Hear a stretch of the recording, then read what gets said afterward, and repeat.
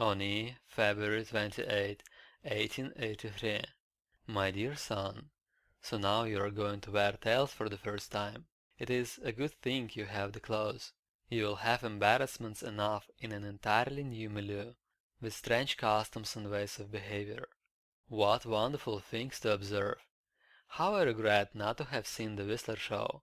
I would have liked to have been there, as much for the fine dry points as for the setting, which for Whistler has so much importance. He is even a bit too pretentious for me. Aside from this, I should say that for the room white and yellow is a charming combination. The fact is that we ourselves made the first experiments with colors. The room in which I showed was lilac, bordered with canary yellow. But we poor little rejected painters lacked the means to carry out our concepts of decoration.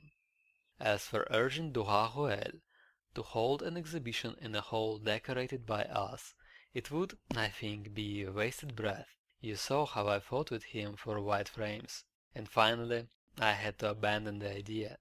No, I do not think that Durand can be won over. Whistler makes dry points mostly, and sometimes regular etchings, but the suppleness you find in them, the pithiness and delicacy which charm you, derive from the inking which is done by Whistler himself.